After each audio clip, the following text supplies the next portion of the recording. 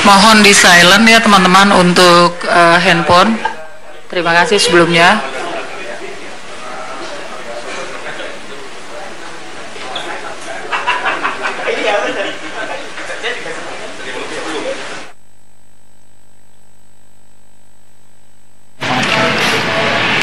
Kita lihat ini adalah persiapan konferensi pers yang dilakukan di CKS oleh Presiden Republik Indonesia ke-6 Susilo Bambang Yudhoyono. Terlihat sudah hadir Ibas di sana yang sudah duduk bersama beberapa politisi yang kabarnya akan mendampingi Pak SBY menyampaikan konferensi pers yang harusnya dijadwalkan pada pukul 10 waktu Indonesia Barat pagi ini. Belum ada poin-poin yang didapat dari rekan kami di sana, namun kabarnya konferensi pers ini ada kaitannya dengan pertemuan Pak SBY dengan Menko Polhukam Wiranto, dan ada kaitannya juga dengan pertemuan yang berlangsung kemarin antara Pak Susilo Bambang Yudhoyono dengan Wakil Presiden Yusuf Kala, di mana seperti yang kita ketahui pertemuan Pak Susilo Bambang Yudhoyono dengan Menko Polhukam Wiranto ketika itu membahas soal keamanan dalam negeri. Pak Wiranto sempat menyampaikan pendapatnya bahwa suasana di masyarakat ini memang harus tetap kondusif. Kita sudah melihat kehadiran dari Pak Susilo Bambang Yudhoyono yang sepertinya sudah bersiap untuk menyampaikan konferensi pers. Kita saksikan bersama.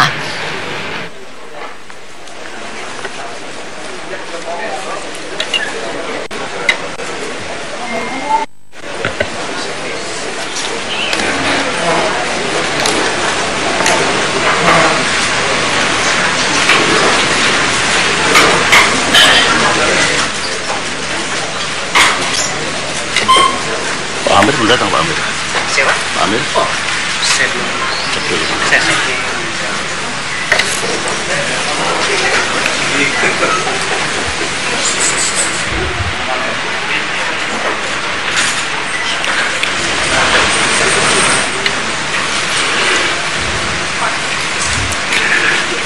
Bismillahirrahmanirrahim.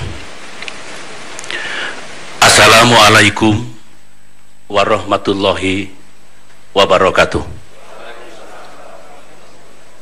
Salam sejahtera untuk kita semua. Om Swastiastu.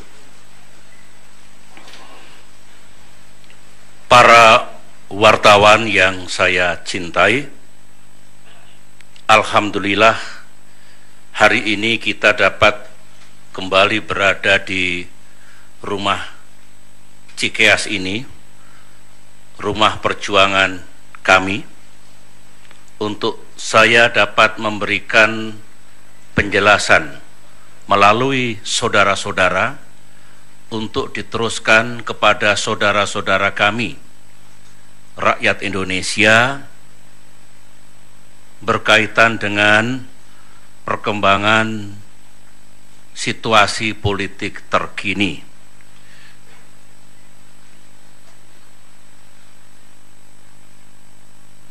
Semula penjelasan ini akan saya sampaikan kemarin di Wisma Proklamasi 41, kantor Dewan Pimpinan Pusat Partai Demokrat, tetapi saya pikir lebih tepat dan lebih baik kalau pernyataan pers ini saya sampaikan di Cikeas ini. Sebab di Wisma Proklamasi 41 sekarang tengah digunakan antara lain untuk kantor tim pemenangan Agus Silvi. Sedangkan forum ini bukan forum tim pemenangan Agus Silvi. Tim pemenangan Agus Silvi itu terdiri dari sekian belas partai politik, baik yang memiliki kursi di DPR maupun yang tidak, dan juga sejumlah komponen non-partai politik, termasuk unsur-unsur relawan dan simpatisan.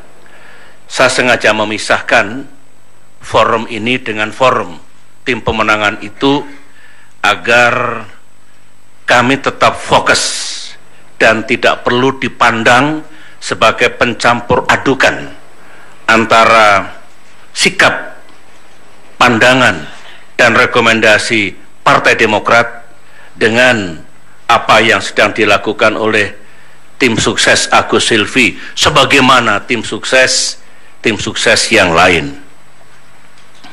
Oleh karena itu, rekan-rekan wartawan, kapasitas saya dalam menyampaikan penjelasan ini lebih sebagai pimpinan Partai Demokrat. Oleh karena itulah yang mendampingi saya ini adalah unsur pimpinan dari Partai Demokrat. Topik utamanya jelas adalah situasi politik terkini, utamanya berkaitan dengan yang saudara-saudara liput dan beritakan hampir setiap hari, hampir setiap jam, bahkan hampir setiap menit, yaitu seputar rencana gerakan unjuk rasa yang akan dilaksanakan di Jakarta pada tanggal 4 November 2016 mendatang. Saya akan mulai dari bagaimana kita melihat situasi politik terkini. Ya, minggu ini politik di negeri kita menghangat, bukan hanya di Jakarta, tetapi juga di seluruh tanah air. Kita saksikan hari-hari terakhir ini banyak pertemuan politik. Misalnya Presiden kita Pak Jokowi bertemu dengan Pak Prabowo Subianto. Kemarin saya bertemu dengan Wakil Presiden Yusuf Kala dan Menko Polhukam Wiranto yang para wartawan juga sudah mengetahuinya, dan banyak lagi saya pantau pertemuan-pertemuan politik termasuk statement yang dikeluarkan oleh para tokoh-tokoh politik itu. Saya memandang semuanya itu baik. Saya yakini niatnya baik. Dan jangan kalau ada pertemuan politik yang dilakukan oleh mereka-mereka yang berada di luar kekuasaan lantas dicurigai. Intelligence harus akurat, jangan berkembang menjadi intelligence yang ngawur dan main tuduh. Saya kira bukan intelligence seperti itu yang harus hadir di negeri tercinta ini. Karena amanah reformasi kita jelas. Kita ingin mereformasi tatanan, budaya, dan cara-cara yang dulu terjadi di era otoritarian yang tidak tepat, kita ubah menjadi tatanan dan cara-cara yang tepat dengan iklim dan suasana negara demokrasi.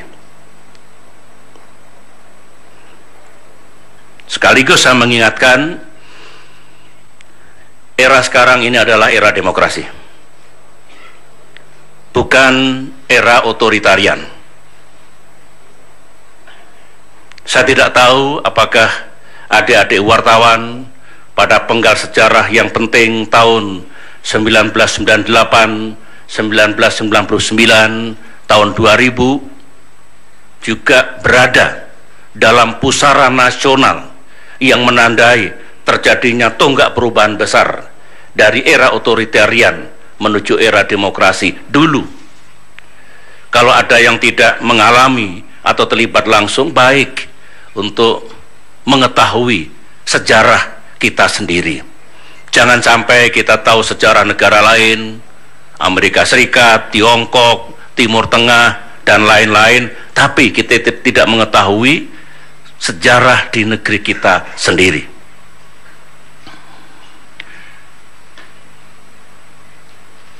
masih berkaitan dengan situasi politik sekarang ini, saya juga menyimak banyak sekali seruan, boleh unjuk rasa, tapi jangan anarkis. Saya setuju, bukan hanya 100%, 300%. Itu juga seruan Partai Demokrat. Itu juga seruan SBY yang alhamdulillah dengan izin Allah memimpin Indonesia selama 10 tahun beberapa saat yang lalu. Unjuk rasa di negeri ini, unjuk rasa di sebuah negara demokrasi yang tertib adalah ya unjuk rasa yang damai, yang tertib, sesuai aturan dan tidak merusak. Kalau unjuk rasa destruktif, menangis kita semua. Tidak mudah membangun negeri ini secara bertahap, bertingkat dan berlanjut, break to break, dari generasi ke generasi. Oleh karena itu hasil pembangunan janganlah dalam waktu yang sekejap, katakanlah begitu, tiba-tiba harus dirusak. Saya setuju, saya juga menyerukan hingga hari ini dan akan terus menyerukan, setiap orang memiliki hak politik, itu dijamin oleh konstitusi, untuk menyampaikan pandangannya, pikirannya, bahkan protes-protesnya, dan dalam terminologi politik itu disebut unjuk rasa, asalkan sekali lagi tertib, damai, tidak melanggar aturan dan tidak merusak. Tetapi harus ingat, bagi siapapun, unjuk rasa itu bukan kejahatan politik. Unjuk rasa bukan kejahatan politik. Unjuk rasa bagian dari demokrasi. Presiden, sebagian dari saudara mengikuti, bahkan kerap memberitakan, menyiarkan, sepanjang 10 tahun unjuk rasa ada terus. Mulai dari yang kecil, menengah maupun yang besar. Dan setiap unjuk rasa, apalagi dilakukan di depan istana, selalu saya utus staf khusus saya, staf pribadi saya, tolong dicatat apa temanya, apa tuntutannya. Barangkali ada yang perlu kita jadikan masukan, umpan balik dan pertimbangan untuk mengambil keputusan, menetapkan kebijakan dan mengatasi masalah pada tingkat nasional. Saya tidak alergi dengan unjuk rasa. Saya buktikan dulu selama 10 tahun. Dan meskipun 10 tahun pemerintahan yang saya pimpin ibaratnya tidak pernah sepi dari aksi-aksi unjuk rasa, pemerintahan kami tidak jatuh. Ekonomi tetap tumbuh. Saya masih bisa bekerja. Siapa bilang tidak bisa bekerja? Kalau tidak bisa bekerja, bagaimana ekonomi tumbuh? Dan lain-lain yang alhamdulillah telah kita capai dulu. Intelligence dulu juga tidak mudah melaporkan kepada saya sesuatu yang tidak akurat. Saya senang polisi dan jajaran aparat keamanan juga tidak main tangkap, apalagi main tembak. Tadi malam saya berbincang-bincang dengan Pak Yusuf Kalla, kami generasi yang lebih tua, ingat dulu peristiwa tahun 66 yang melibatkan mahasiswa Universitas Indonesia, tahun 1998 yang melibatkan mahasiswa Trisakti. Gara-gara main tembak terjadilah prahara maha besar yang mengubah jalannya sejarah di negeri kita ini. Kita harus pandai memetik pelajaran sejarah di masa silam.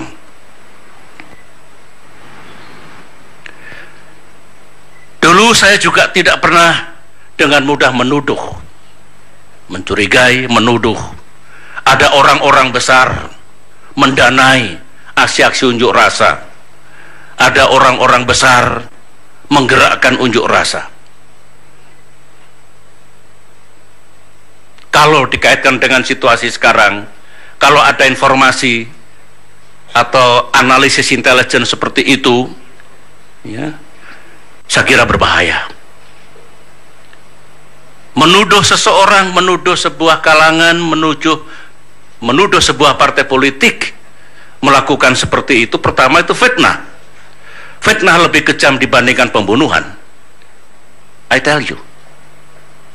Yang kedua, menghina. Rakyat bukan kelompok bayaran. Urusan hati nurani tidak ada yang bisa mempengaruhi. Uang tidak ada gunanya.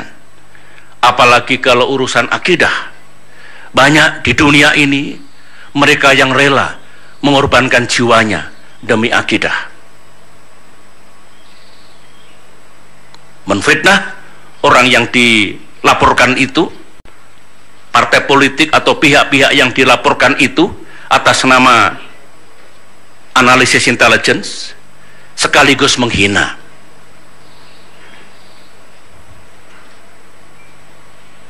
Kita tahu Arab Spring mulai dari Mesir, Libya, Tunisia, Yemen, itu tidak ada dikatakan penggeraknya leaderless revolutions yang mengomandoi handphone, social media.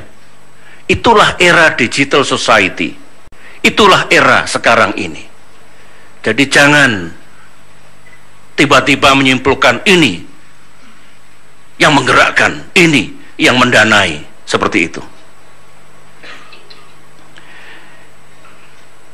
Dalam menanggapi soal kemungkinan ada laporan yang tidak berdasar seperti itu, saya bukan orang yang sekedar bicara.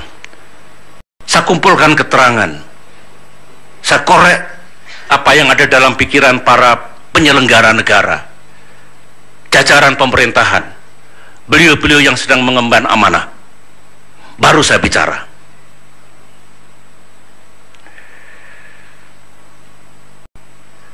Sekali lagi, karena saya mengetahui, saya mendengar, dan setelah saya cross check, saya konfirmasikan benar adanya.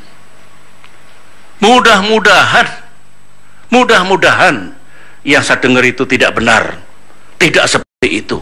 Kalau memang ada analisis intelligence, termasuk sumber-sumber dari kepolisian, bahwa ada pihak ini yang mendanai, pihak ini yang menggerakkan, partai politik ini yang punya kepentingan untuk menggerakkan unjuk rasa besar itu.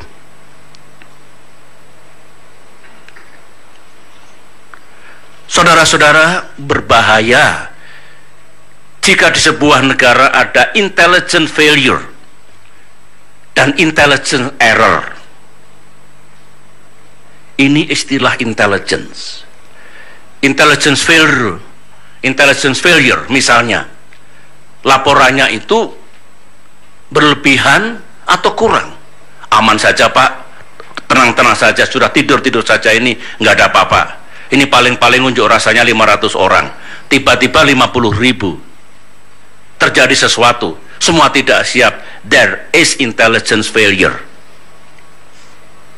Kalau intelligence error, analisisnya bengkok, datanya tidak ada, faktanya tidak ada, dikait-kaitkan, ambil sumber sosial media, termasuk buzzer, dianalisis, pasti ini yang menggerakkan, pasti ini yang mendanai.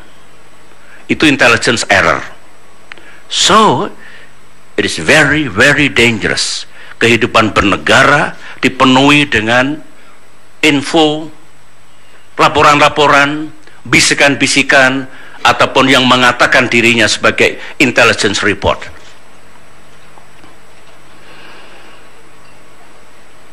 Saudara-saudara, sekarang saya akan menyampaikan pandangan, sikap, dan rekomendasi Partai Demokrat.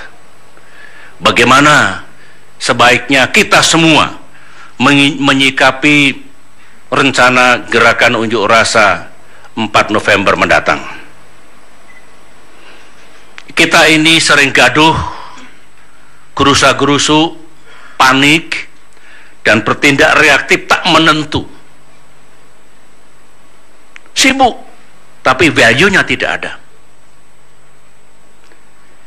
Kita sering tidak tidur untuk melakukan banyak hal, untuk atasi masalah. Ternyata masalah tidak bisa diatasi. Oleh karena itu, kami berpendapat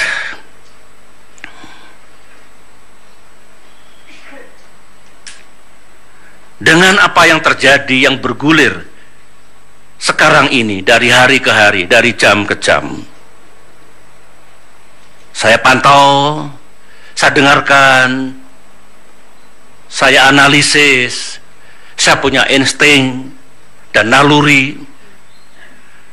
Yang terpikir barangkali, yang dilaksanakan barangkali bagaimanapun unjuk rasa harus kita cegah, harus kita gembosi, sekat, tutup di luar kota Jakarta. Jangan sampai ada yang masuk dari daerah-daerah, dari provinsi yang lain. Langkah-langkah itu boleh dikatakan tidak salah. Tidak salah dalam arti akan jauh lebih baik. Tidak perlu harus ada unjuk rasa, apalagi unjuk rasa yang besar, apalagi yang bisa anarkis, tetapi masalah selesai. Sepanjang masalah itu bisa diselesaikan, itu yang terbaik, nilainya 100 A+. Mari kita bertanya sekarang, sebenarnya apa masalah yang kita hadapi ini?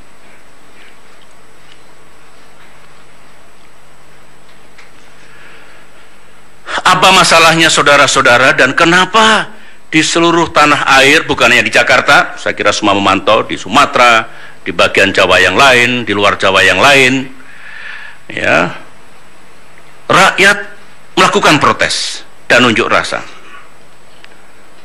Tidak mungkin tidak ada sebabnya. Mari kita lihat dari sebab akibat.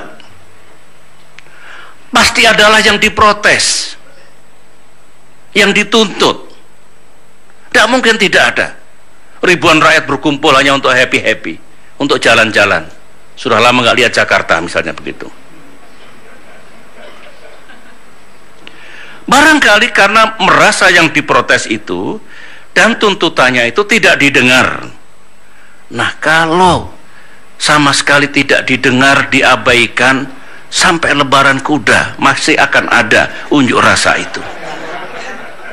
Ini pengalaman saya, 10 tahun memimpin dan banyak juga unjuk rasa. 5 tahun jadi menteri, Menko Polhukam juga saya dulu, banyak unjuk rasa. Mari kita bikin mudah urusan ini, jangan dipersulit.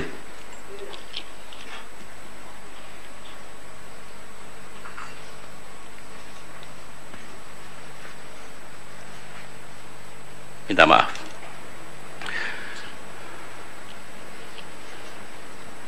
Sekali lagi, mari kita bikin mudah. Persoalan itu semester 1 yang kuliah di ilmu manajemen, ilmu kepemimpinan. Begini, Pak Ahok, Gubernur Jakarta Basuki Cahayapurnama, dianggap menistakan agama. Ayo kita kembali ke situ dulu. Penistaan agama itu secara hukum tidak boleh dan dilarang. Kembali ke sistem hukum kita, kembali ke KUHP kita. Di Indonesia sudah ada jurisprudensi, sudah ada preseden, sudah ada penegakan hukum di waktu yang lalu menyangkut urusan ini. Yang terbukti bersalah juga telah diberikan sanksi. Jadi, kalau ingin negara kita ini tidak terbakar oleh amarah para penuntut keadilan, jangan salah kutip, negara ini tidak terbakar oleh amarah para penuntut keadilan, Pak Ahok ya mesti diproses secara hukum. Jangan sampai beliau dianggap kebal hukum. Ingat, equality before the law itu adalah bagian dari nilai-nilai demokrasi. Negara kita negara hukum. Kalau beliau diproses, tidak perlu ada tudingan Pak Ahok tidak boleh disentuh. Bayangkan, do not touch Pak Ahok. Bayangkan. Nah, setelah Pak Ahok diproses secara hukum, semua pihak menghormati. Ibaratnya jangan gaduh. Cegah tekanan dari manapun. Baik tekanan yang mengatakan, ini kepada penegak hukum ya, tekanan yang mengatakan pokoknya Ahok harus bebas, atau tekanan pokoknya Agus ulangi, pokoknya Gubernur Ahok harus dinyatakan bersalah. Tidak boleh, serahkan kepada penegak hukum. Apakah Pak Ahok tidak bersalah nantinya, bebas, atau Pak Ahok dinyatakan bersalah. Jangan ditekan, biarkan para penegak hukum kita bekerja. Begitu aturan mainnya, begitu etikanya. Nah, boleh rakyat mengikuti dan mengawasi proses penegakan hukum. Begitu. Berarti bola sekarang ada di penegak hukum, bukan di jalan-jalan raya, bukan di tangan Pak Jokowi, bukan di tangan para pemimpin organisasi massa Islam, bukan di Partai Demokrat, partai manapun. Bola sekarang ada di penegak hukum. Jutaan mata rakyat Indonesia memandang, mengikuti melalui media tradisional maupun melalui media sosial. Bahkan percakapan di lingkungan Polri, di lingkungan kejaksaan, di lingkungan pengadilan atau penegak para hakim, ataupun di jajaran pemerintahan di era keterbukaan dan di era digital society sekarang ini dengan cepat menyebar. Hati-hati, hati-hati.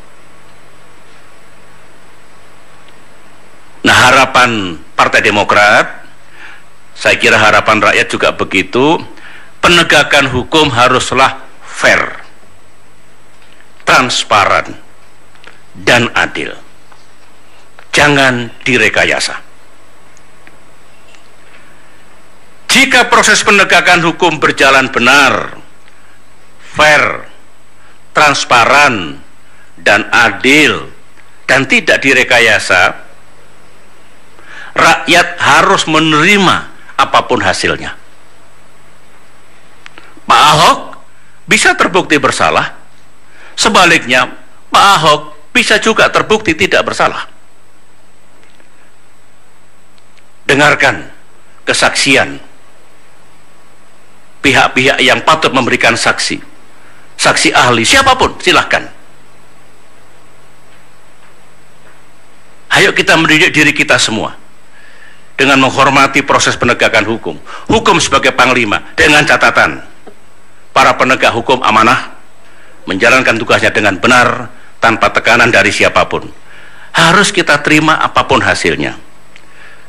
Setelah ada putusan pengadilan, mungkin ada yang puas, bukan mungkin, saya kira pasti ya, ada yang puas, ada yang tidak puas. Nah, kalau tidak puas, ada aturan mainnya. Bisa naik banding. Pihak yang berhak untuk naik banding. Sampai ke kasasi, sampai ke PK. Ada aturannya, terbuka. Begitu.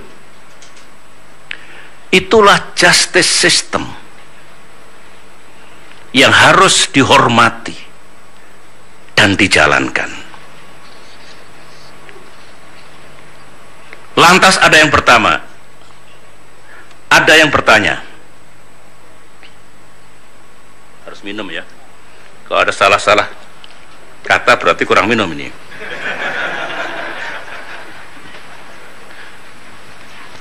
Inilah rekan-rekan wartawan, kalau di rumah sendiri agak bebas bicara ini.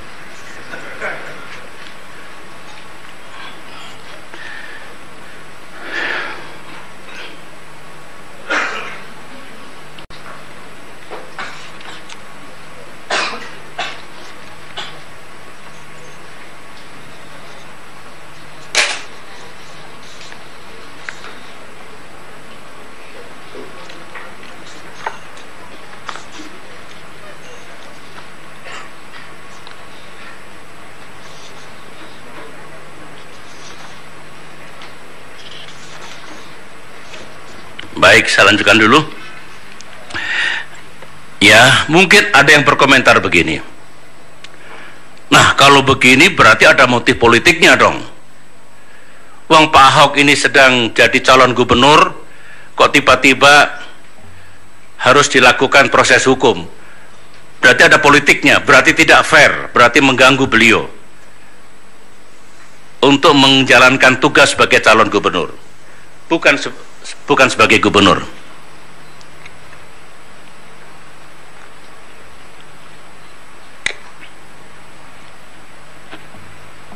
Bahkan barangkali lebih jauh, ya kalau begitu pasti ada pihak yang menginginkan Pak Ahok tidak terpilih lagi jadi gubernur. Ini saya dengar, ini luar biasa nih. Mari kita lihat. Negara ini negara kita sendiri, bangsa ini bangsa sendiri, Jakarta ini Jakarta milik kita semua yang di Jakarta. Mari kita lihat dengan pikiran jernih.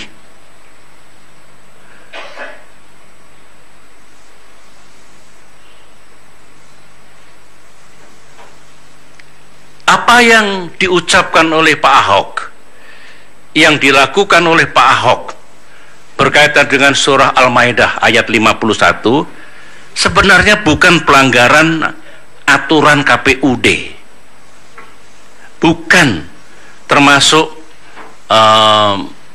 aturan kampanye ansih. Kalau ditarik-tarik ya ada juga kaitannya, tapi sebetulnya bukan di situ letaknya.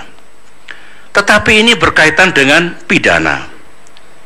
Baik ada atau tidak ada pemilihan gubernur, masalah ini tetap harus diselesaikan. Begitu. Tolong dipisahkan.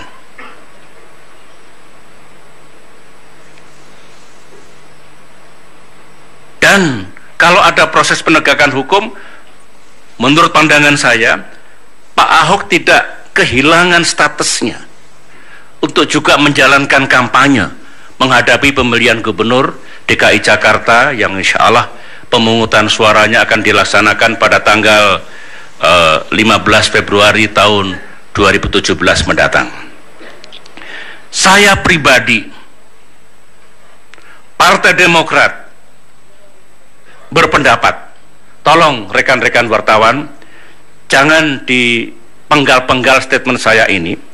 Saya pribadi dan Partai Demokrat berpendapat pemilihan gubernur Jakarta mestinya tetap diikuti oleh 3 pasangan calon. Pak Ahok dengan Pak Jarot, ya kalau kita balik dari nomor urutnya, Pak Agus dengan Ibu Silvi, Pak Ahok dengan Pak Jarot, Pak Anies dengan Pak Sandi, 3 pasangan calon itu harus tetap diberikan kesempatan yang sama katakanlah untuk mengikuti kampanye ini. Biar ketiganya berkompetisi secara fair dan demokratis. Nanti rakyat Jakarta yang akan menentukan siapa yang menurut mereka paling tepat memimpin Jakarta 5 tahun mendatang. Hak rakyat, kedaulatan rakyat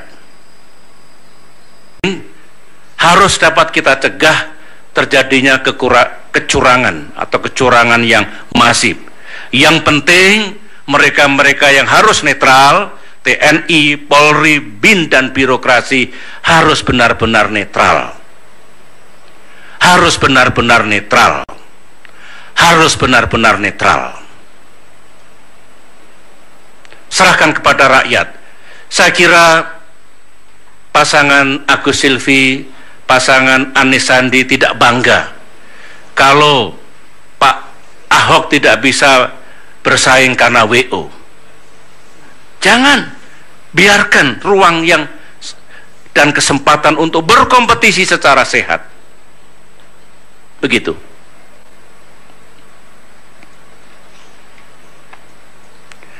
Saudara-saudara, itulah pandangan dan usulan sederhana dan tulus dari Partai Demokrat.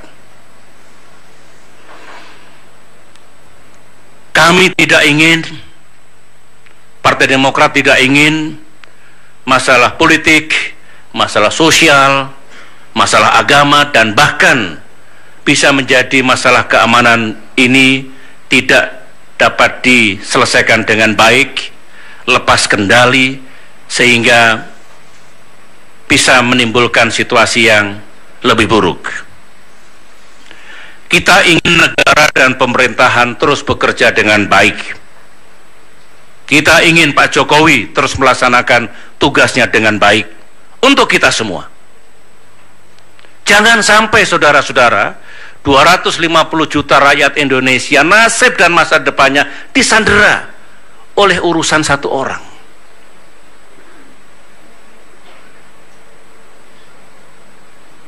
Saya kira tidak benar kehidupan bernegara ini. Macet.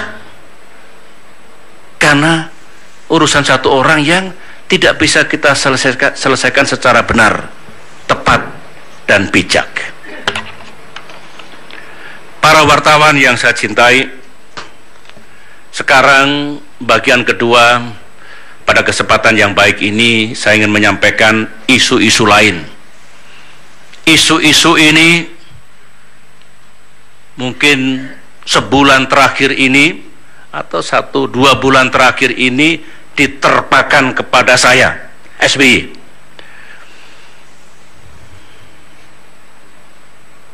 Pertama, tentang TPF Munir. Masih ada yang mengejar, mencari-cari, dan terus menimpakan kesalahan kepada SBY pribadi. Bahkan katanya SBY harus diperiksa oleh Jaksa Agung. Saya membaca statement Menko Polhukam Pak Wiranto, ditulis besar-besar di media massa, tidak ada instruksi Presiden untuk mengusut SBY dalam kaitan TPF Munir. 2 hari setelah itu saya menerima pesan dari jajaran Jaksa Agung bahwa pihaknya ingin bertemu dengan saya.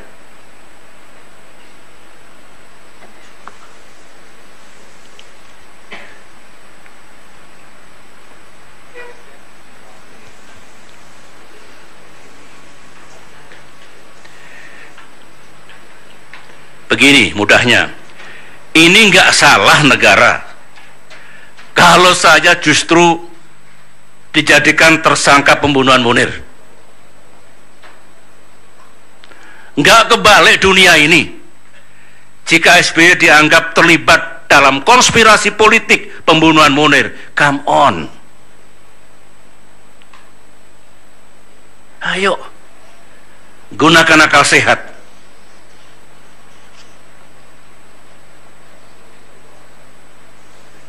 Semua punya akal sehat, rakyat punya akal sehat. Penegakan hukum menyangkut kasus meninggalnya almarhum Munir, aktivis HAM Indonesia, di era pemerintahan yang saya pimpin, utamanya yang dilaksanakan oleh para penegak hukum, sudah saya jelaskan terang benderang.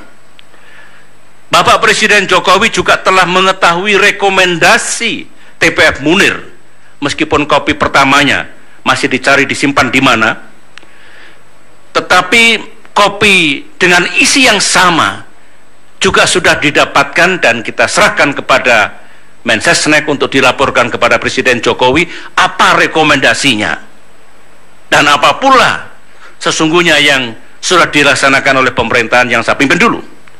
Bola ada di tangan pemerintahan Pak Jokowi sekarang ini.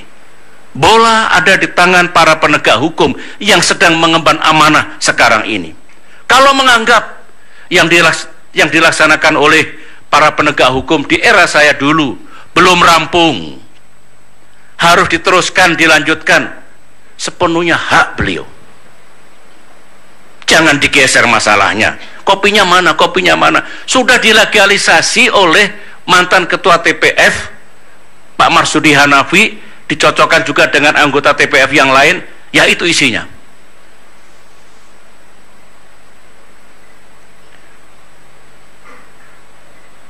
Masih bergulir, masih digoreng. Yang berikutnya lagi, perihal harta SBY yang jumlahnya 9 triliun. Berapa? 9 triliun. Na'udzubillah min dzalik. 9 triliun. Kalau benar saudara-saudara, harusnya saya masuk dalam daftar 150 orang terkaya di Indonesia. Versi majalah Globe Asia. Ya. Belum lama dirilis. Pada tanggal ini tanggal 6 Agustus atau tanggal 8 Juni?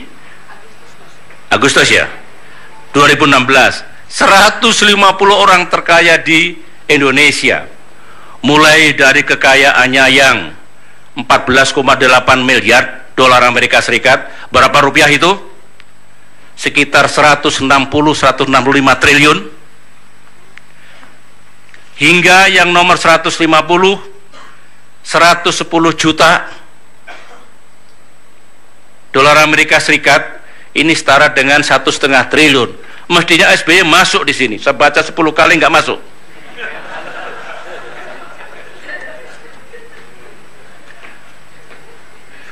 Ada yang ketawa, ada yang tidak ketawa. Katanya berita 9 triliun ini pertama-tama disampaikan, disiarkan oleh sebuah televisi. Sampai sekarang belum diralat oleh televisi itu. Dan belum minta maaf. Tidak berarti saya akan segera melakukan somasi. Bukan. That is the fact. I am talking about the truth. Ada televisi, entah sengaja, entah diplesetkan, kekayaan SBY 9 triliun. Bahkan sekarang diviralkan, disebarluaskan. Tiap hari orang, Pak SBY, Bapak dihantam terus ini apa-apa 9 triliun Pak, gitu. Hingga sekarang terus disebarkan. Nah, terhadap ini, fitnah yang keji ini, kalau saya punya kekuasaan sekarang ini, era sekarang ini, barangkali yang memberitakan berita bohong itu sudah terbirit-birit. Yang menyebarkan fitnah itu sudah ketakutan. Barangkali dalam waktu 3 hari sudah ketemu. Bareskrim sudah menemukan siapa pertama kali yang menyebarkan berita, akhirnya menjadi viral. Dan pasti ditindak.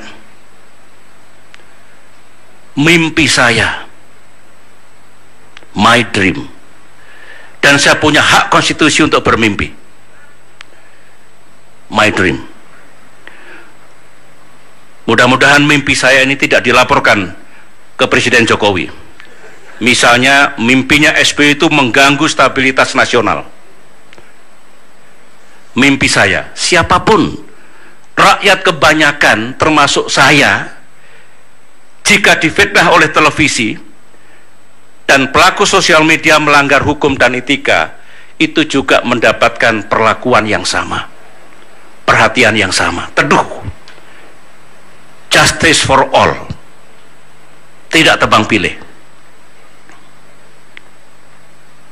Karena keadilan bukan hanya monopoli yang sedang memegang kekuasaan. Semua. Termasuk saudara-saudara kita yang tidak bisa membayar pengacara, yang tidak berani melapor ke polisi.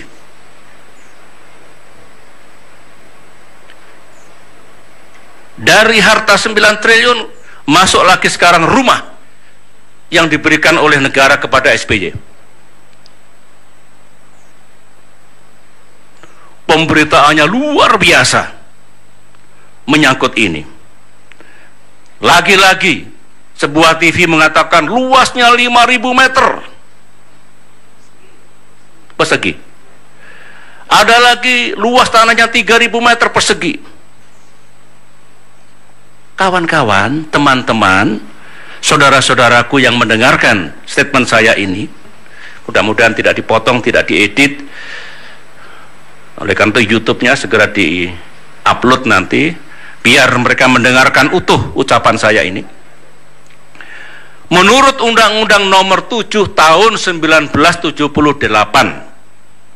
undang-undang itu sudah ada sejak tahun 1978.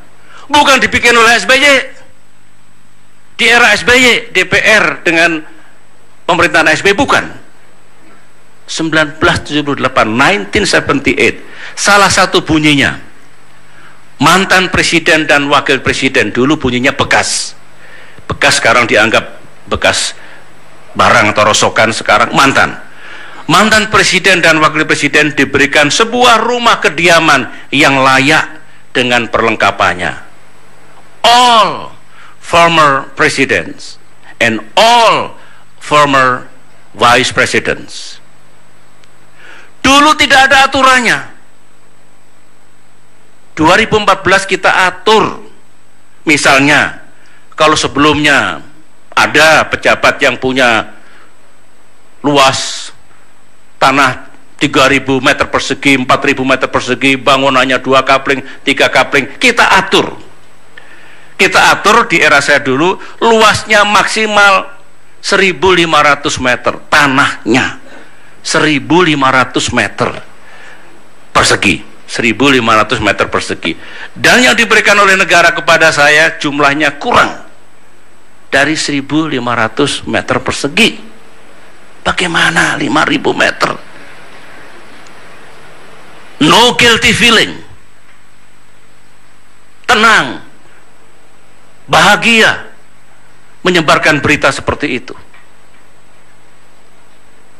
Saya tidak tahu by design or by chance. Saya juga tidak tahu ketika sekretariat negara mengumumkan, ya kami sudah menyerahkan rumah kepada mantan Presiden SBY, dijelaskan nggak yang lain juga terima? Jangan-jangan dikira hanya saya yang dikasih. Ini bicara belak-belakan, karena saya tidak ingin ada dusta di antara kita. Negeri ini negeri kita semua. Kita ingin makin ke depan makin baik. Kita ingin pemerintahan Pak Jokowi juga sukses untuk kita semua. Tapi janganlah melakukan langkah-langkah yang tidak adil, yang mencederai harkat martabat dan harga diri orang seorang. Janganlah mengorbankan orang-orang untuk mencapai kekuasaan dan tujuan politik. Sebagai penutup, itulah pandangan dan saran kami Partai Demokrat kepada pemerintah dan penegak hukum, serta himbauan kepada masyarakat luas yang barangkali akan menggunakan haknya untuk melakukan unjuk rasa pada tanggal 4 November. Damailah, tertiblah, jangan langgar aturanlah, dan kemudian juga jangan merusak. Itu pula penjelasan saya tentang isu-isu yang berkaitan dengan saya, dengan SBY, mulai TPF Munir, harta 9 triliun, dan rumah pemberian negara. Ya teman-teman, ini kami semua yang di kiri kanan ini merasakan, sejak Agus Harimurti Yudhoyono mencalonkan diri sebagai Gubernur Jakarta, angin menerpa saya dan keluarga dengan sangat kencangnya. Saya bermohon dan meminta pertolongan Allah Subhanahu wa Ta'ala. Semoga Agus Harimurti Yudhoyono yang menggunakan hak konstitusionalnya untuk ikut berkompetisi dalam pemilihan Gubernur Jakarta tidak dianggap sebagai ancaman terhadap keamanan nasional. Saya juga mohon doa restu rakyat agar saya kuat menghadapi badai politik ini. Terima kasih rekan-rekan, saya tidak membuka Q&A supaya tidak bias dan saya kira cukup jelas apa yang saya sampaikan pada kesempatan hari ini. Terima kasih, semoga rekan-rekan wartawan selalu dibimbing oleh Tuhan Yang Maha Kuasa, sukses dalam menjalankan tugas yang tidak ringan. Wartawan juga mengemban tugas suci, tugas mulia untuk demokrasi kita, untuk masa depan negara kita. Wassalamualaikum warahmatullahi wabarakatuh.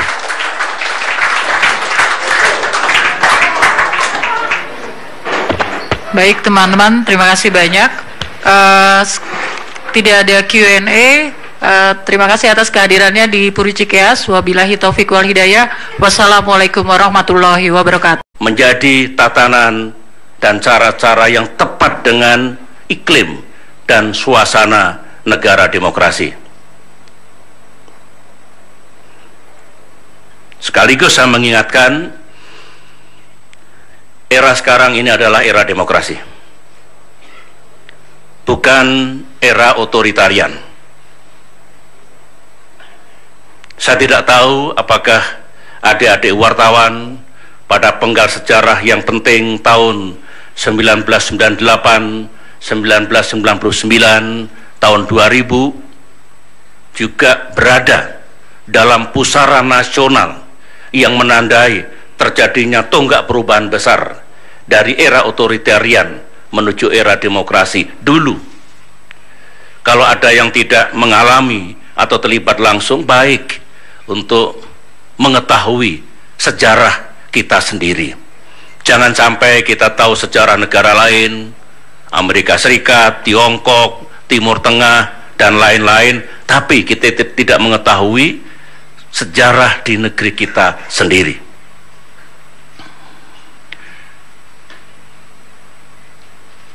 Masih berkaitan dengan situasi politik sekarang ini, saya juga menyimak banyak sekali seruan, boleh unjuk rasa, tapi jangan anarkis.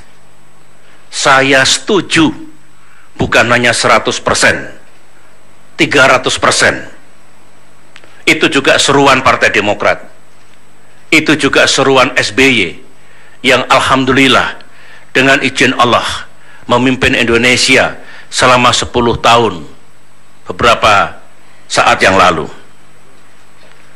Unjuk rasa di negeri ini, unjuk rasa di sebuah negara demokrasi yang tertib adalah ya unjuk rasa yang damai, yang tertib, sesuai aturan dan tidak merusak. Kalau unjuk rasa destruktif, menangis kita semua. Tidak mudah membangun negeri ini secara bertahap, bertingkat dan berlanjut, break to break, dari generasi ke generasi. Oleh karena itu hasil pembangunan janganlah dalam waktu yang sekejap, katakanlah begitu, tiba-tiba harus dirusak. Saya setuju. Saya juga menyerukan hingga hari ini dan akan terus menyerukan, setiap orang memiliki hak politik, itu dijamin oleh konstitusi, untuk menyampaikan pandangannya, pikirannya, bahkan protes-protesnya, dan dalam terminologi politik itu disebut unjuk rasa, asalkan sekali lagi tertib, damai, tidak melanggar aturan dan tidak merusak. Tetapi harus ingat, bagi siapapun, unjuk rasa itu bukan kejahatan politik. Unjuk rasa bukan kejahatan politik. Unjuk rasa bagian dari demokrasi. Presiden, sebagian dari saudara mengikuti, bahkan kerap memberitakan, menyiarkan, sepanjang 10 tahun unjuk rasa ada terus. Mulai dari yang kecil, menengah maupun yang besar. Dan setiap unjuk rasa, apalagi dilakukan di depan istana, selalu saya utus staf khusus saya, staf pribadi saya, tolong dicatat apa temanya, apa tuntutannya. Barangkali ada yang perlu kita jadikan masukan, umpan balik, dan pertimbangan untuk mengambil keputusan, menetapkan kebijakan, dan mengatasi masalah pada tingkat nasional. Saya tidak alergi dengan unjuk rasa. Saya buktikan dulu selama 10 tahun. Dan meskipun 10 tahun pemerintahan yang saya pimpin ibaratnya tidak pernah sepi dari aksi-aksi unjuk rasa, pemerintahan kami tidak jatuh. Ekonomi tetap tumbuh. Saya masih bisa bekerja. Siapa bilang tidak bisa bekerja? Kalau tidak bisa bekerja, bagaimana ekonomi tumbuh? Dan lain-lain yang alhamdulillah telah kita capai dulu. Intelligence dulu juga tidak mudah melaporkan kepada saya sesuatu yang tidak akurat. Saya senang polisi dan jajaran aparat keamanan juga tidak main tangkap, apalagi main tembak. Tadi malam saya berbincang-bincang dengan Pak Yusuf Kalla. Kami generasi yang lebih tua ingat dulu peristiwa tahun 66 yang melibatkan mahasiswa Universitas Indonesia, tahun 1998 yang melibatkan mahasiswa Trisakti. Gara-gara main tembak terjadilah prahara maha besar yang mengubah jalannya sejarah di negeri kita ini. Kita harus pandai memetik pelajaran sejarah di masa silam.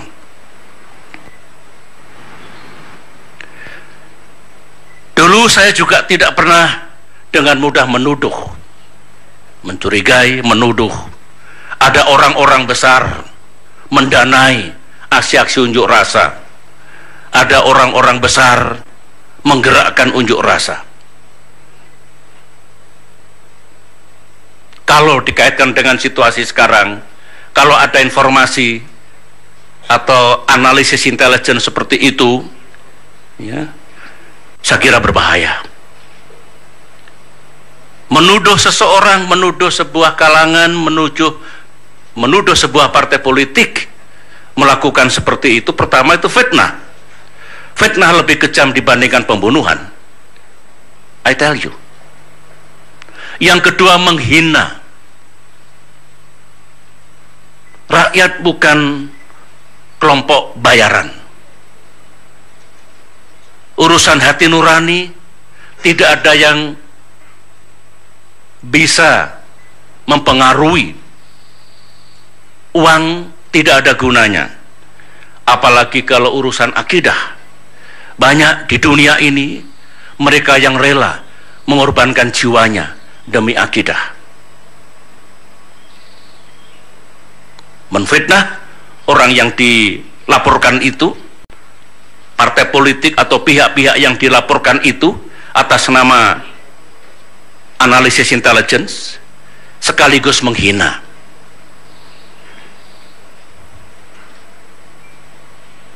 Kita tahu Arab Spring mulai dari Mesir, Libya, Tunisia, Yemen, itu tidak ada dikatakan penggeraknya leaderless revolutions.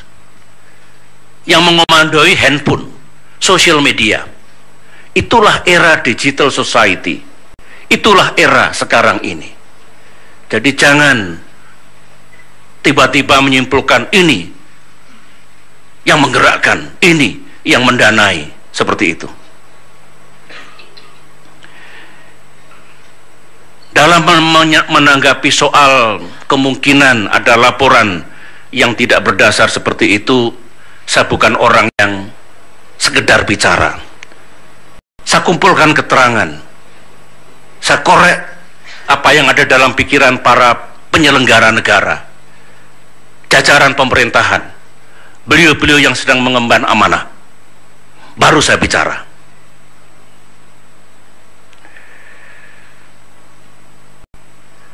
Sekali lagi, karena saya mengetahui, saya mendengar, dan setelah saya cross-check, saya konfirmasikan benar adanya.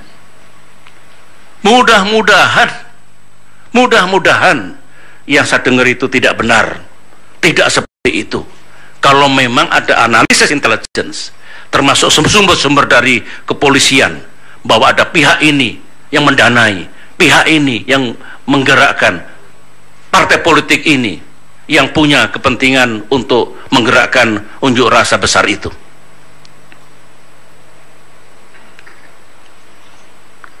Saudara-saudara, berbahaya jika di sebuah negara ada intelligence failure dan intelligence error. Ini istilah intelligence. Intelligence failure misalnya, laporannya itu berlebihan atau kurang. Aman saja Pak, tenang-tenang saja, sudah tidur-tidur saja, ini nggak ada apa-apa. Ini paling-paling unjuk rasanya 500 orang, tiba-tiba 50.000. Terjadi sesuatu, semua tidak siap. There is intelligence failure. Kalau intelligence error, analisisnya bengkok, datanya tidak ada, faktanya tidak ada, dikait-kaitkan, ambil sumber sosial media, termasuk buzzer, dianalisis, pasti ini yang menggerakkan, pasti ini yang mendanai.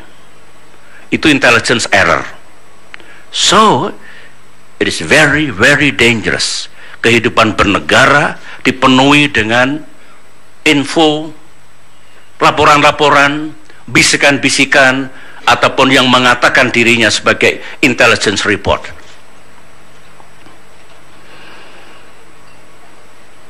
Saudara-saudara, sekarang saya akan menyampaikan pandangan, sikap, dan rekomendasi Partai Demokrat. Bagaimana sebaiknya kita semua menyikapi rencana gerakan unjuk rasa 4 November mendatang. Kita ini sering gaduh, gerusa-gerusu, panik, dan bertindak reaktif tak menentu. Sibuk, tapi value-nya tidak ada. Kita sering tidak tidur untuk melakukan banyak hal, untuk atasi masalah. Ternyata masalah tidak bisa diatasi. Oleh karena itu, kami berpendapat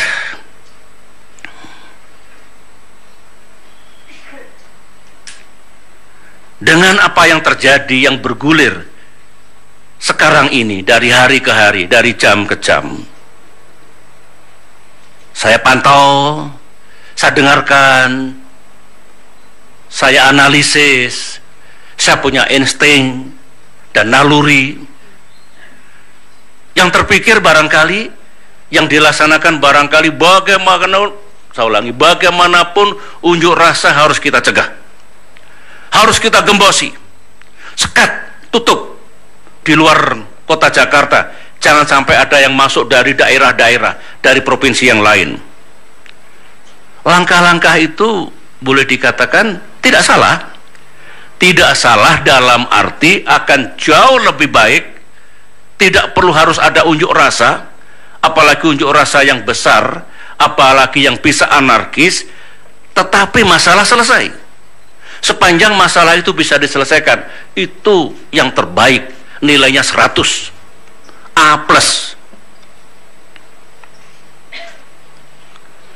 Mari kita bertanya sekarang, sebenarnya apa masalah yang kita hadapi ini?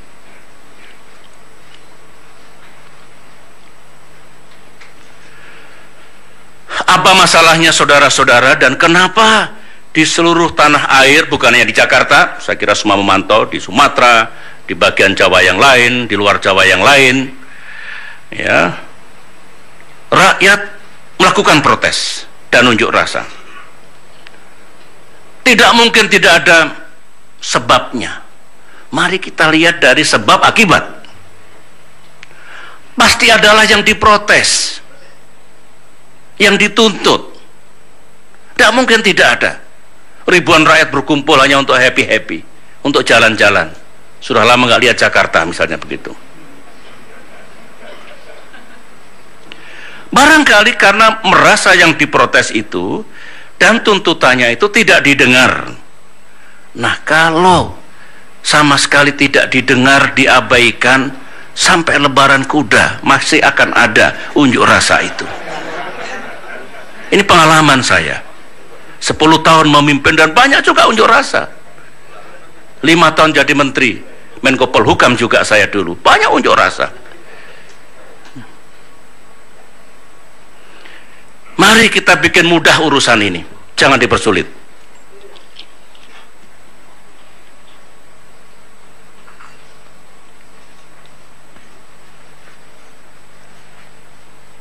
Minta maaf.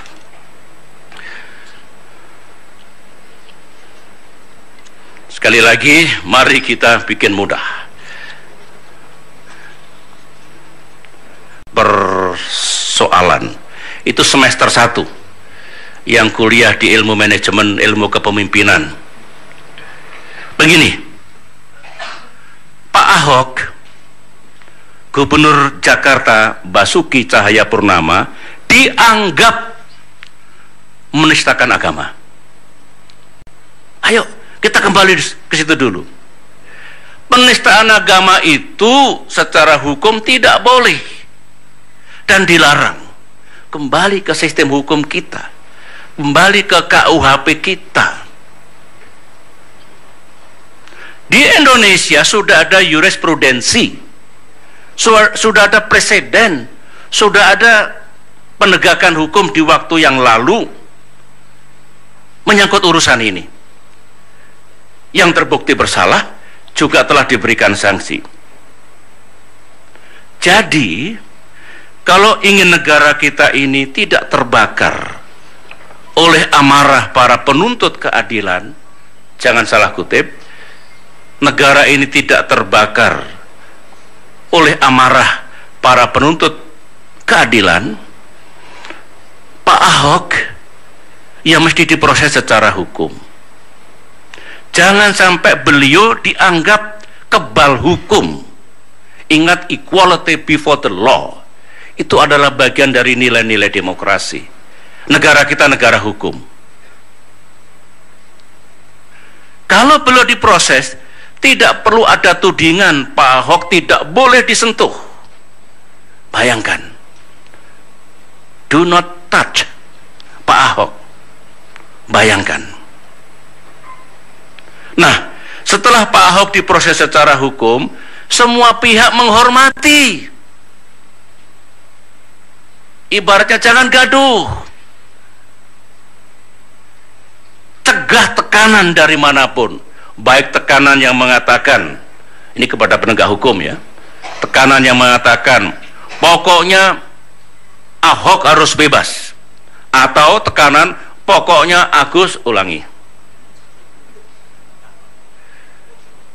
pokoknya Gubernur Ahok harus dinyatakan bersalah.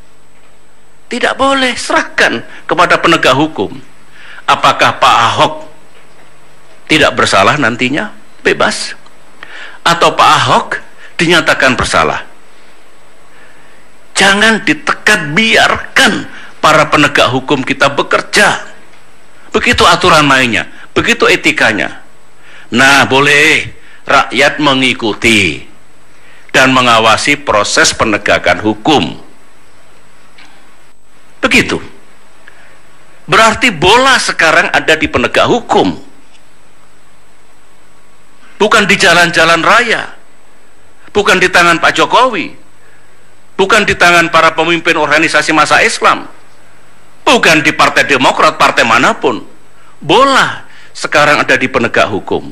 Jutaan mata rakyat Indonesia memandang, mengikuti melalui media tradisional maupun melalui media sosial. Bahkan percakapan di lingkungan Polri, di lingkungan kejaksaan, di lingkungan pengadilan atau penegak para hakim, ataupun di jajaran pemerintahan di era keterbukaan, dan di era digital society sekarang ini dengan cepat menyebar. Hati-hati, hati-hati. Nah, harapan Partai Demokrat, saya kira harapan rakyat juga begitu, penegakan hukum haruslah fair, transparan, dan adil. Jangan direkayasa. Jika proses penegakan hukum berjalan benar, fair, transparan, dan adil, dan tidak direkayasa, rakyat harus menerima apapun hasilnya. Pak Ahok bisa terbukti bersalah, sebaliknya Pak Ahok bisa juga terbukti tidak bersalah. Dengarkan kesaksian pihak-pihak yang patut memberikan saksi, saksi ahli siapapun, silahkan. Ayo kita mendidik diri kita semua dengan menghormati proses penegakan hukum, hukum sebagai panglima, dengan catatan para penegak hukum amanah menjalankan tugasnya dengan benar tanpa tekanan dari siapapun. Harus kita terima apapun hasilnya. Setelah ada putusan pengadilan, mungkin ada yang puas, bukan mungkin, saya kira pasti ya. Ada yang puas, ada yang tidak puas. Nah, kalau tidak puas, ada aturan mainnya. Bisa naik banding. Pihak yang berhak untuk naik banding sampai ke kasasi, sampai ke PK. Ada aturannya, terbuka. Begitu. Itulah justice system yang harus dihormati dan dijalankan. Lantas ada yang pertama, ada yang bertanya,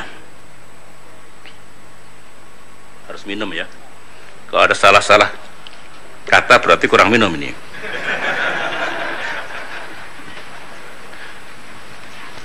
Inilah rekan-rekan wartawan, kalau di rumah sendiri agak bebas bicara ini.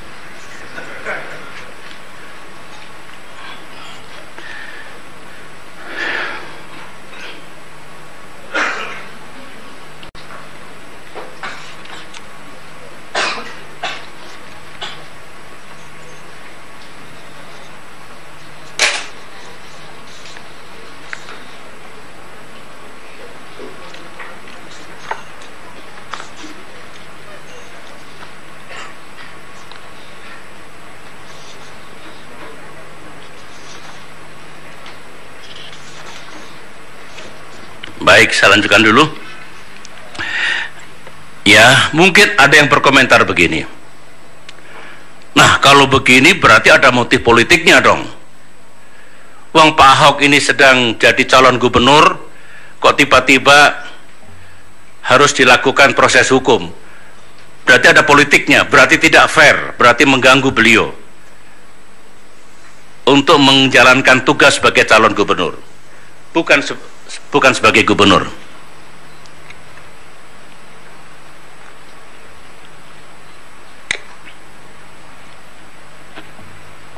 Bahkan barangkali lebih jauh, ya kalau begitu pasti ada pihak yang menginginkan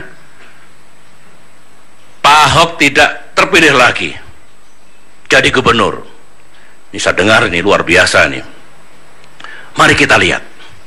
Negara ini negara kita sendiri, bangsa ini bangsa sendiri, Jakarta ini Jakarta milik kita semua yang di Jakarta. Mari kita lihat dengan pikiran jernih.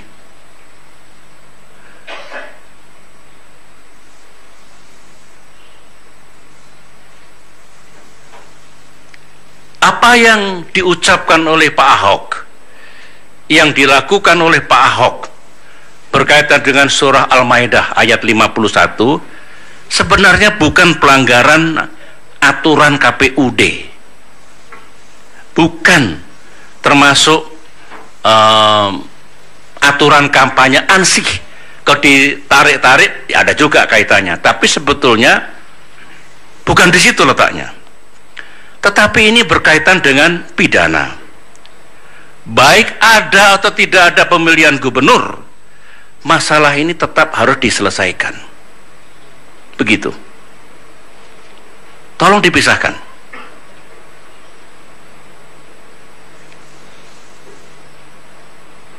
Dan kalau ada proses penegakan hukum, menurut pandangan saya, Pak Ahok tidak kehilangan statusnya untuk juga menjalankan kampanye menghadapi pemilihan gubernur DKI Jakarta yang insya Allah pemungutan suaranya akan dilaksanakan pada tanggal 15 Februari tahun 2017 mendatang. Saya pribadi, Partai Demokrat berpendapat, tolong rekan-rekan wartawan jangan dipenggal-penggal statement saya ini.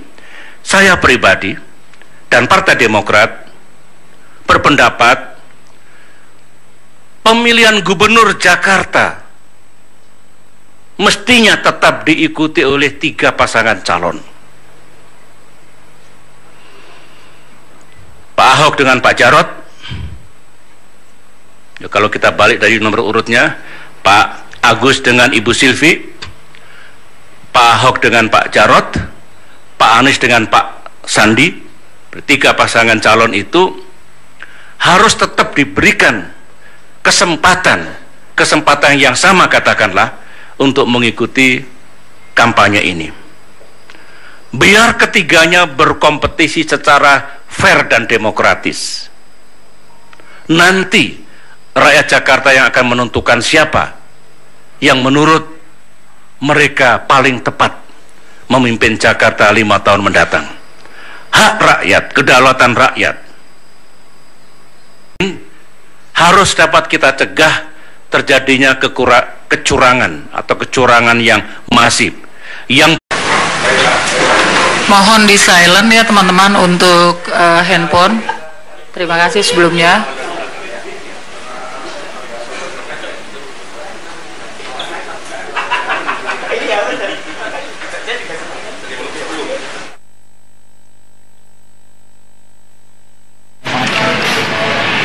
Kita lihat ini adalah persiapan konferensi pers yang dilakukan di CKS oleh Presiden Republik Indonesia ke-6 Susilo Bambang Yudhoyono. Terlihat sudah hadir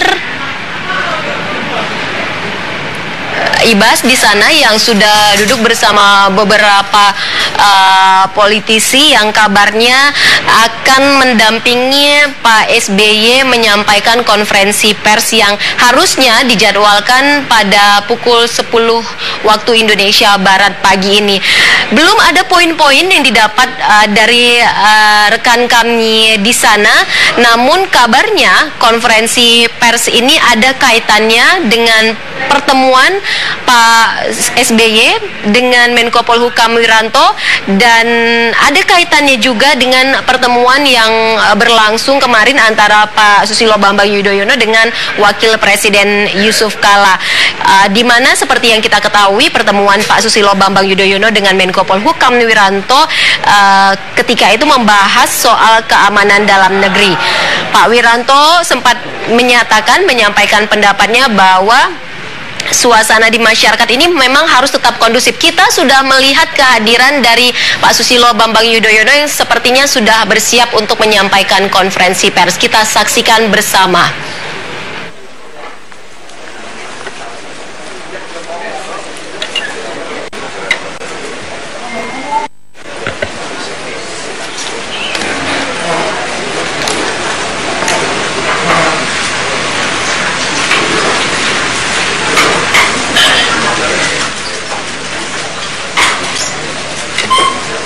Amir belum datang, Pak Amir. Siapa? Pak Amir. Oh, saya belum. Saya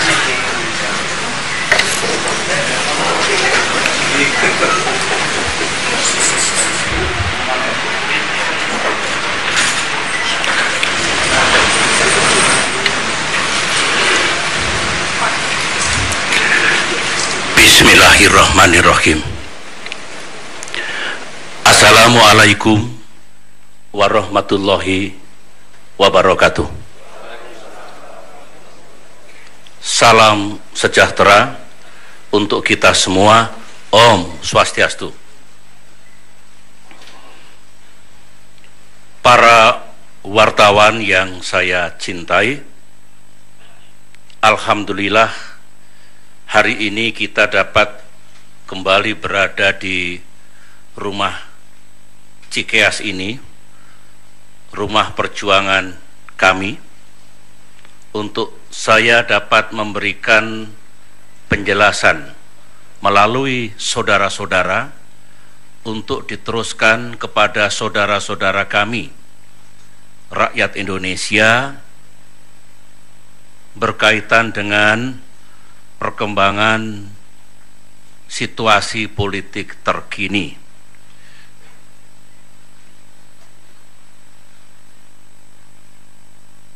Semula penjelasan ini akan saya sampaikan kemarin di Wisma Proklamasi 41, kantor Dewan Pimpinan Pusat Partai Demokrat, tetapi saya pikir lebih tepat dan lebih baik kalau pernyataan pers ini saya sampaikan di Cikeas ini. Sebab di Wisma Proklamasi 41 sekarang tengah digunakan antara lain untuk kantor tim pemenangan Agus Silvi. Sedangkan forum ini bukan forum tim pemenangan Agus Silvi. Tim pemenangan Agus Silvi itu terdiri dari sekian belas partai politik, baik yang memiliki kursi di DPR maupun yang tidak, dan juga sejumlah komponen non-partai politik, termasuk unsur-unsur relawan dan simpatisan. Saya sengaja memisahkan forum ini dengan forum tim pemenangan itu agar kami tetap fokus dan tidak perlu dipandang sebagai pencampur adukan antara sikap, pandangan, dan rekomendasi Partai Demokrat dengan apa yang sedang dilakukan oleh tim sukses Agus Silvi, sebagaimana tim sukses yang lain. Oleh karena itu, rekan-rekan wartawan, kapasitas saya dalam menyampaikan penjelasan ini lebih sebagai pimpinan Partai Demokrat. Oleh karena itulah yang mendampingi saya ini adalah unsur pimpinan dari Partai Demokrat. Topik utamanya jelas adalah situasi politik terkini, utamanya berkaitan dengan yang saudara-saudara liput dan beritakan hampir setiap hari, hampir setiap jam, bahkan hampir setiap menit, yaitu seputar rencana gerakan unjuk rasa yang akan dilaksanakan di Jakarta pada tanggal 4 November 2016 mendatang. Saya akan mulai dari bagaimana kita melihat situasi politik terkini. Ya, minggu ini politik di negeri kita menghangat, bukan hanya di Jakarta, tetapi juga di seluruh tanah air. Kita saksikan hari-hari terakhir ini banyak pertemuan politik. Misalnya Presiden kita Pak Jokowi bertemu dengan Pak Prabowo Subianto. Kemarin saya bertemu dengan Wakil Presiden Yusuf Kala dan Menko Polhukam Wiranto yang para wartawan juga sudah mengetahuinya. Dan banyak lagi saya pantau pertemuan-pertemuan politik, termasuk statement yang dikeluarkan oleh para tokoh-tokoh politik itu. Saya memandang semuanya itu baik. Saya yakini niatnya baik. Dan jangan kalau ada pertemuan politik yang dilakukan oleh mereka-mereka yang berada di luar kekuasaan lantas dicurigai. Intelligence harus akurat, jangan berkembang menjadi intelligence yang ngawur dan main tuduh. Saya kira bukan intelligence seperti itu yang harus hadir di negeri tercinta ini. Karena amanah reformasi kita jelas. Kita ingin mereformasi tatanan, budaya, dan cara-cara yang dulu terjadi di era otoritarian yang tidak tepat kita ubah. Penting mereka-mereka yang harus netral, TNI, Polri, BIN, dan birokrasi harus benar-benar netral. Harus benar-benar netral. Harus benar-benar netral. Serahkan kepada rakyat. Saya kira pasangan Agus Silvi, pasangan Anies Sandi tidak bangga kalau Pak Ahok tidak bisa bersaing karena WO. Jangan, biarkan ruang yang dan kesempatan untuk berkompetisi secara sehat. Begitu.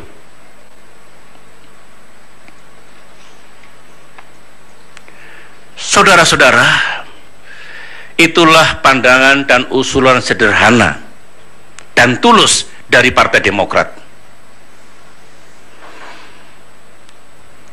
Kami tidak ingin, Partai Demokrat tidak ingin masalah politik, masalah sosial, masalah agama, dan bahkan bisa menjadi masalah keamanan ini tidak dapat diselesaikan dengan baik, lepas kendali, sehingga bisa menimbulkan situasi yang lebih buruk. Kita ingin negara dan pemerintahan terus bekerja dengan baik. Kita ingin Pak Jokowi terus melaksanakan tugasnya dengan baik untuk kita semua. Jangan sampai saudara-saudara, 250 juta rakyat Indonesia nasib dan masa depannya disandera oleh urusan satu orang.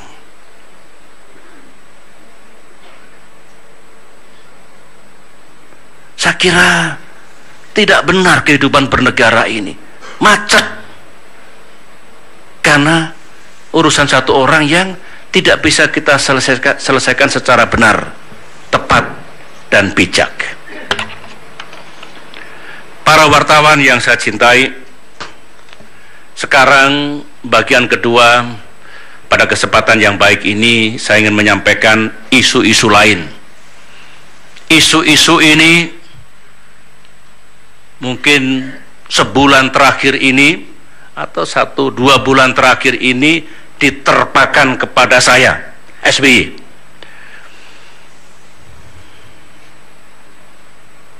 Pertama, tentang TPF Munir.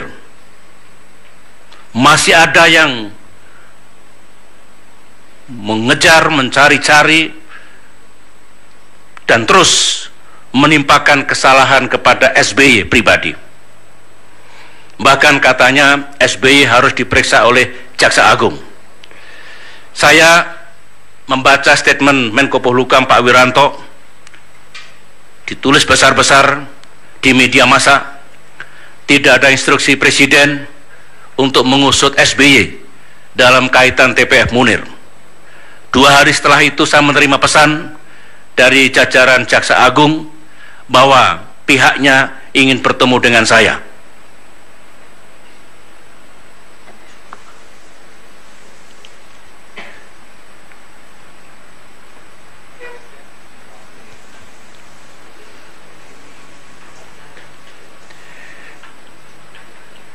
Begini mudahnya, ini nggak salah negara kalau saya justru dijadikan tersangka pembunuhan Munir. Nggak kebalik dunia ini jika SBY dianggap terlibat dalam konspirasi politik pembunuhan Munir. Come on, ayo, Gunakan akal sehat.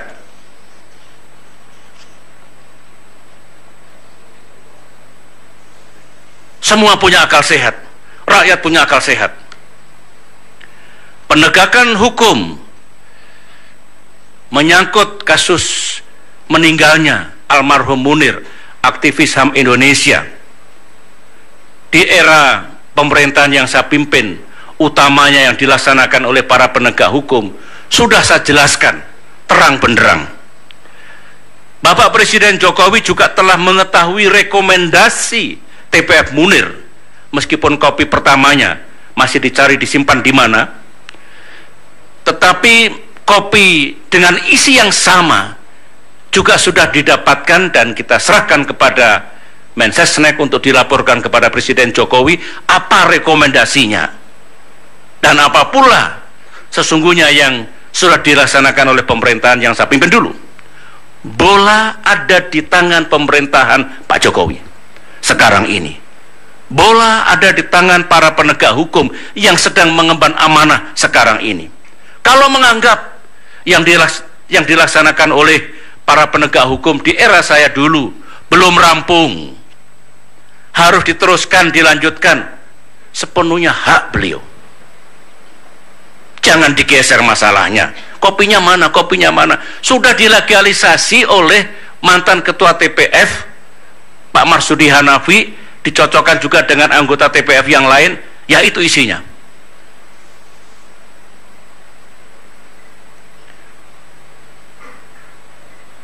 Masih bergulir, masih digoreng. Yang berikutnya lagi, perihal harta SBY yang jumlahnya 9 triliun. Berapa? 9 triliun. Na'udzubillah min dzalik. 9 triliun. Kalau benar saudara-saudara, harusnya saya masuk dalam daftar 150 orang terkaya di Indonesia. Versi majalah Globe Asia. Ya. Belum lama dirilis. Pada tanggal ini tanggal 6 Agustus atau tanggal 8 Juni? Agustus ya. 2016. 150 orang terkaya di Indonesia. Mulai dari kekayaannya yang 14,8 miliar dolar Amerika Serikat. Berapa rupiah itu?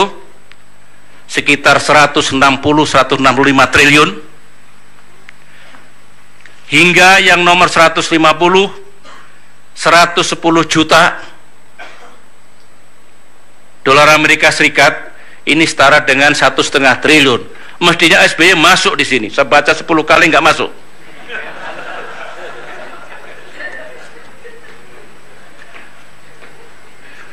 Ada yang ketawa, ada yang tidak ketawa. Katanya berita 9 triliun ini pertama-tama disampaikan, disiarkan oleh sebuah televisi.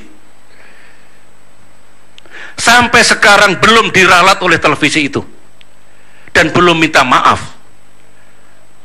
Tidak berarti saya akan segera melakukan somasi, bukan. That is the fact. I am talking about the truth. Ada televisi, entah sengaja entah diplesetkan, kekayaan SBY 9 triliun.